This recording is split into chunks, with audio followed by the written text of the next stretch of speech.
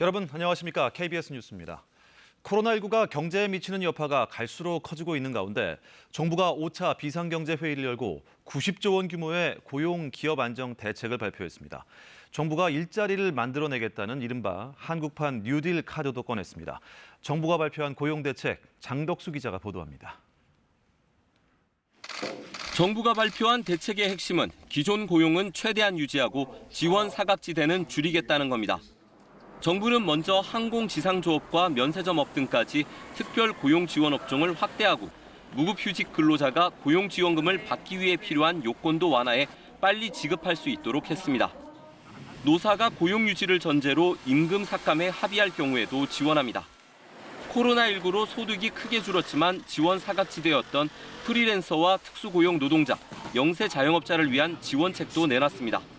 석 달 동안 50만 원씩의 지원금을 주기로 했는데 약 93만 명 정도가 대상입니다. 민생의 근간인 일자리를 반드시 지켜내기 위하여 특단의 대책을 마련하고 앞으로 총력 대응해 나가고자 합니다. 일자리 창출 대책도 나왔습니다. 비대면 업종을 중심으로 IT 분야 청년 일자리 등 공공부문과 민간 부문을 합쳐 55만 개의 일자리를 만들겠다는 겁니다. 청년과 취약계층을 위해 단 하나의 일자리라도 더 만들겠습니다. 우선 민간 일자리 창출이 마중물이 되도록 공공부문에서의 일자리를 확대하겠습니다. 이번 고용안정대책의 지원 대상 근로자는 286만 명, 예산도 10조 1천억 원 규모로 올해 일자리 예산의 40% 수준입니다. 정부는 예비비 등을 통해 마련할 수 있는 8천억 원은 바로 투입하고 나머지는 국채 발행 등 3차 추경을 통해 충당할 계획입니다. KBS 뉴스 장덕수입니다. 일자리를 지키려면 기업이 위기를 잘 넘기고 잘 살아남아야겠죠. 그래서 정부는 기업 안정 대책도 함께 내놨습니다. 유동성 지원을 더 늘리고 항공 등 7개 국가 기관 산업을 지원하기 위해 40조 원 규모의 기금을 새로 마련하기로 했습니다. 계속해서 서영민 기자입니다. 기간산업안정기금의 지원 대상은 항공, 해운, 자동차, 조선 등 7개 업종. 수출은 물론 일자리에도 큰 몫을 차지하는 산업들입니다. 규모는 최대 40조 원, 주로 대기업이 대상이 될 걸로 보이는데 대출, 지급보증, 자본 확충 등 방식은 다양합니다. 다만 지원엔 조건이 있습니다. 일정 기간 고용 유지는 물론 고액 연봉이나 주주 배당 제한 등입니다. 특히 정상화 뒤에 생긴 이익은 일정 부분 국민과 공유해야 합니다. 대기업 특혜 논란을 의식해 미국과 유럽도 도입한 조건들을 우리도 제시한 겁니다. 이제 기업이 정상화되면은 주가가 올라갈 겁니다. 그러면은 그 차익 부분을 우리가 이제 받아서 국민들한테 돌려드리겠다는 취지지. 또 20조 원 규모의 특수목적 기구를 만들어 신용이 낮은 기업의 회사채, 기업어음도 매입합니다. 공급된 유동성이 충분하지 않다고 판단이 되기 때문에 더 위험할 수는 있지만 비은행 금융권이나 기업들의 추가적인 유동성을 공급하려고 하는. 다만 돈을 댈 하는과 운영 주체가 될 사는 등과의 구체적인 협의가 필요합니다. 또 자금이 빨리 소진되고 있는 소상공인 금융 지원을 10조 원 확대하고 예비비 4조 4천억 원도 추가 투입하기로 했습니다. 정부는 기간산업안정기금의 경우 법 개정이 필요한 만큼 5월 국회에서 통과될 수 있도록 속도를 낼 방침입니다. 또 긴급한 사안은 먼저 지원하겠다며 이르면 이번 주 채권단의 항공사 지원 방안이 나올 것이라고 밝혔습니다. KBS 뉴스 서영민입니다. 코로나19로 문을 닫았던 국립 야외 시설이 운영을 재개했습니다. 이와 함께 정부는 사회적 거리 두기가 끝나면 시행되는 생활 속 거리 두기에 대한 지침 초안을 공개했습니다. 이수민 기자가 보도합니다. 한 달 넘게 폐쇄됐던 휴양림이 다시 개방됐습니다. 발열 증상이 없어야 산에 오를 수 있고 맑은 공기 그냥 마시고 싶겠지만 마스크는 필수입니다. 사진을 찍을 때도 마스크를 벗지 않습니다. 코로나19 전보다 제약이 많은 산행이지만 그래도 모처럼 나들이라 즐겁습니다. 오랜만에 본 자연이 더 푸르고 더 아름답고 더 신선한 공기를 주는 것 같아서 참으로 행복한 시간이라고 생각합니다. 휴양림엔 문의 전화도 잇따랐습니다. 오늘 아침에 이제 여러 분 다녀가셨습니다. 아무래도 이제 그 코로나 때문에 집에 계시던 분들이 이제 바깥으로 이제 야외 활동이 많이 그리웠을 것 같습니다. 이렇게 휴양림 안에는 숙박시설이 여러 곳 마련돼 있는데요. 밀폐된 공간이라 감염 우려가 있어 휴양림은 방문할 수 있지만 이런 숙박시설은 아직 이용할 수 없습니다. 코로나19로 폐쇄됐던 국립 야외시설들이 오늘부터 문을 열기 시작했지만 여전히 조심스러운 상황입니다. 다음 주 후반 황금 연휴를 앞두고 이용객이 몰릴까 걱정인 겁니다. 황금 연휴를 안전하게 잘 넘기고 나면 생활 속 거리 두기가 시행될 것으로 보입니다. 정부는 이를 염두에 두고 오늘 회사와 학교 등 집단이 지켜야 할 기본 수칙을 내놨습니다. 공동체가 함께 노력하기, 방역관리자 지정하기, 공동체 방역지침 만들고 준수하기, 발열 확인 등 집단 보호하기, 방역관리자에게 적극적으로 협조하기 등입니다.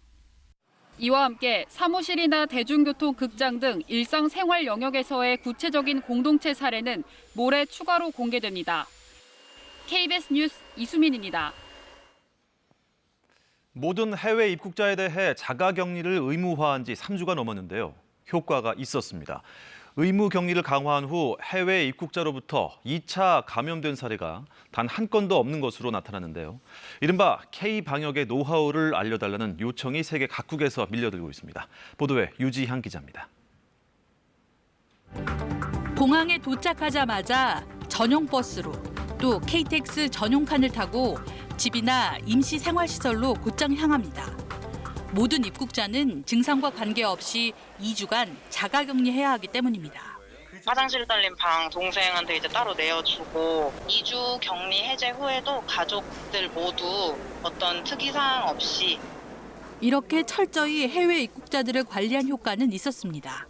모든 입국자를 대상으로 격리 조치를 확대한 지난 1일 이후 해외 입국자에 의한 2차 감염은 한 건도 없는 것으로 집계됐습니다. 어느 정도 그 자가격리 조치를 강화한 게 지역사회 전파를 차단하는 데 효과가 있다라고 보고 있습니다. 입국 검역 단계에서 확인되는 환자 수도 줄고 있습니다.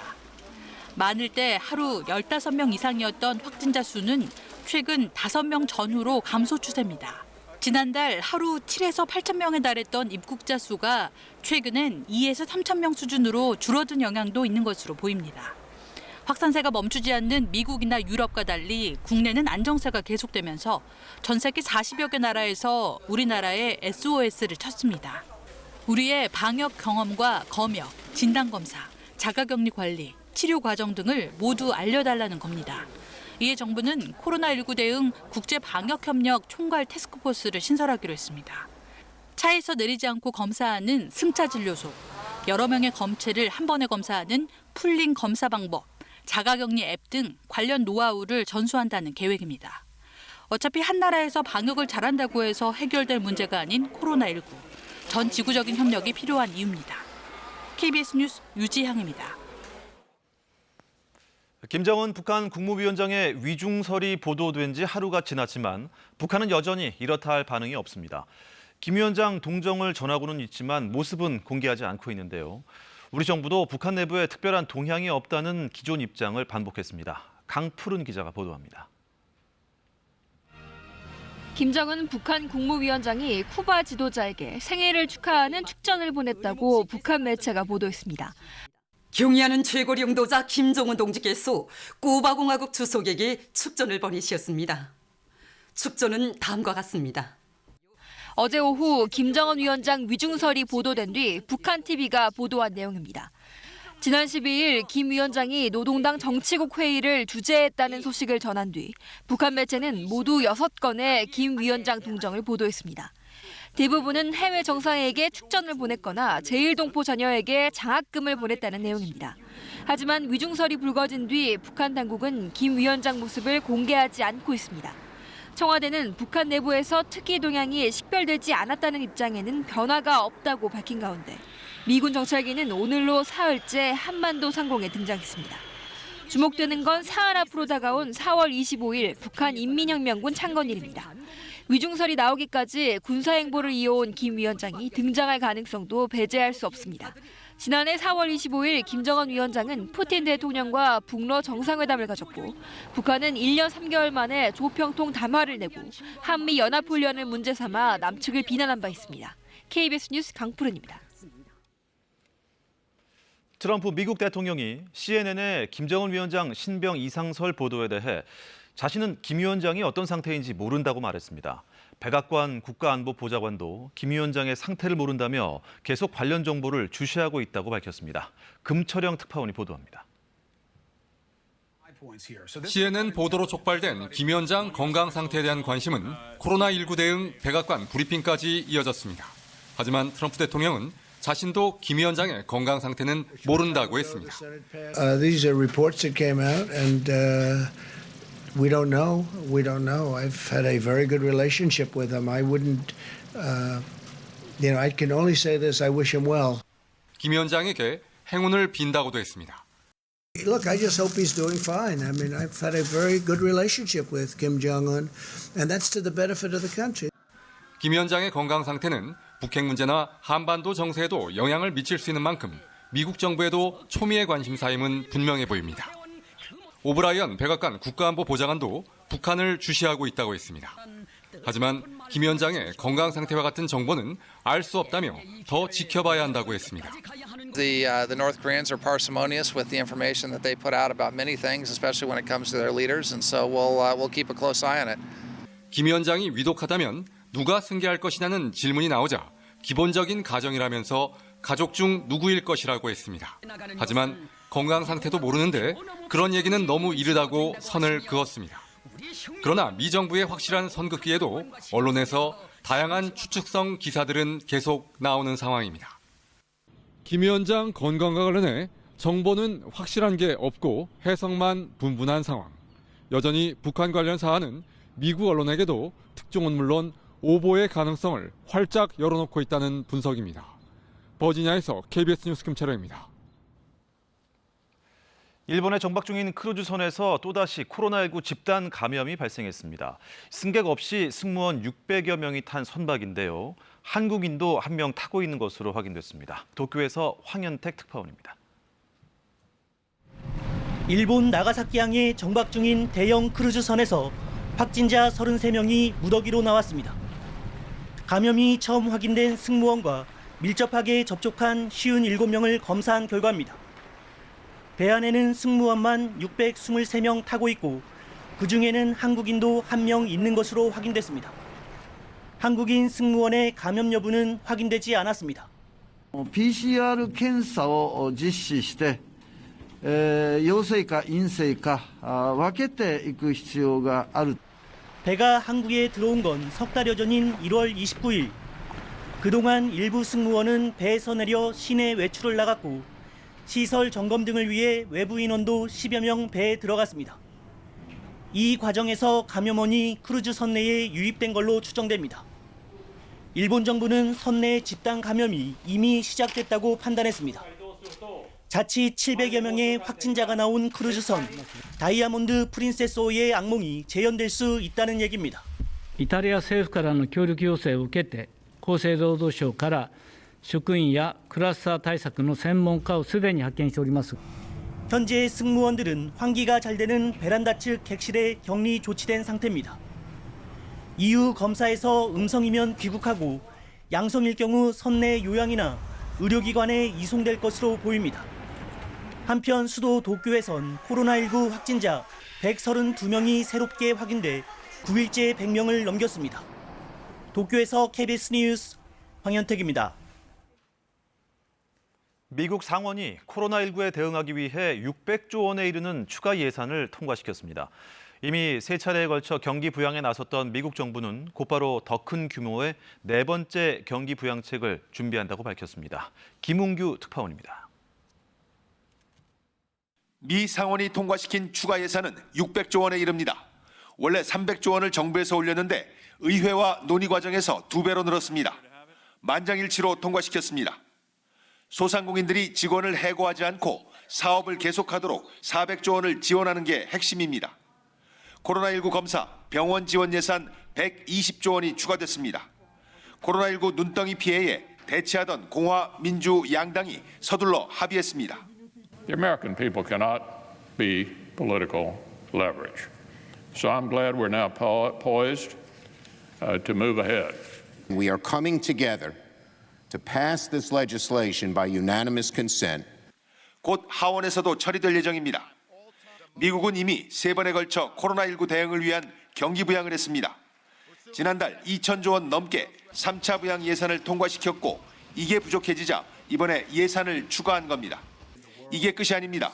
미국은 4차 경기 부양안을 준비하고 있습니다. Appreciate the president's support for phase 4. He put out a tweet. As the president said, we would look forward to phase 4. 도로, 교량 건설, 고속통신망 설치, 예능 스포츠 산업 지원에 코로나 피해주와 도시 지원 예산이 포함됩니다. 4차 부양안도 2천조 원 이상이 될 것이란 예상입니다. 이렇게 쏟아부어도 될까 싶을 정도인데 아직 돈 아껴야 한다는 소리는 잘 들리지 않습니다. 시기를 놓치지 않으려는 것 같습니다. 버지니아에서 KBS 뉴스 김웅규입니다. 세월호 진상규명 움직임이 속도를 내고 있습니다. 5년 전 세월호 특별조사위원회가 당시 박근혜 전 대통령의 사고 당일 행적을 조사하려고 하자 청와대와 정부가 특조위 공무원 임용을 중단시키면서까지 조직적인 방해를 벌인 정황이 드러났습니다. 김진호 기자가 보도합니다. 2015년 11월 세월호 특별조사위원회 전원위원회 회의입니다. 여기서 세월호 사고 당일 대통령의 행적, 이른바 세월호 7시간에 대한 조사 계획이 일부 반발 속에 의결됐습니다. 도대체 그날 대통령이 뭘 했길래 조사를 하면 안 됩니까? 이 회의에 앞서 한 달여간 청와대가 지속적으로 방해한 정황들이 추가로 확인됐습니다. 10월 20일 특조위 소위원회는 청와대의 세월호 참사 대응이 적절했는지 조사하자고 의결했고 청와대는 이 계획 안에 세월호 7시간 조사가 포함돼 있음을 알게 됩니다. 이때부터 본격적인 청와대의 특조위 조사 방해가 시작됩니다. 당시 청와대 이병기 비서실장은 해수부와 특조위 여당 추천위원들이 협의해서 안건이 채택되지 않도록 하라고 지시했습니다. 당시 청와대는 이때부터 특조위의 비공개 자료를 토대로 수시로 회의를 열어 대응 전략을 짠 것으로 조사됐습니다. 11월 19일 이병기 비서실장이 특조위 예산이나 공무원 추가 파견을 전면 재검토하라는 지시까지 내립니다. 사회적 참사 특조위는 이번 조사 결과를 포함해 당시 이병기 비서실장이 수석비서관 회의에서 특조위 방위를 지시한 게 최소 8번이었다고 밝혔습니다. 박근혜 정권 차원의 전방위적이고 체계적인 국가적인 범죄 행위였음을 확신하게 되었습니다. 2015년 청와대에 집요했던 세월호 7시간 조사 방해. 이 때문에 특조위는 진상에 접근하지 못한 채 2016년 해산됐습니다. KBS 뉴스 김진호입니다. 겨울옷을 다시 꺼내 입어도 전혀 어색함이 없는 하루였습니다. 서울은 지난 낮 동안에 진눈깨비가 내리기도 했는데요. 1907년 관측 이래 가장 늦은 봄눈이었습니다. 저기압의 중심에서 계속해서 차가운 공기가 유입되고 있는 가운데 계속해서 강한 바람이 불 것으로 예상되는데요. 건조한 날씨가 이어지는 데다 강풍까지 더해지면서 화재 위험이 아주 높아진 상태입니다. 불씨 관리 잘해주셔야겠습니다. 아침 기온 보겠습니다. 철원이 0도, 춘천 1도 등으로 중부 내륙과 산간 지역의 아침 기온이 0도 안팎으로 떨어지면서 서리가 내리고 물이 어는 곳이 있겠고요. 남부 내륙 지역도 5도 이하의 분포 보이겠습니다. 낮 기온은 조금 더 크게 오를 것으로 예상이 되면서 10도를 웃도는 곳이 많겠습니다. 물결은 대부분의 먼바다에서 최고 3, 4m로 높게 일겠습니다. 주말의 기온이 다소 오를 것으로 예상이 되지만 여전히 내륙과 산간 지역의 아침 기온이 0도 안팎으로 떨어지겠습니다. 날씨였습니다. 이상으로 KBS 뉴스를 마칩니다. 편안한 밤 보내시기 바랍니다. 고맙습니다.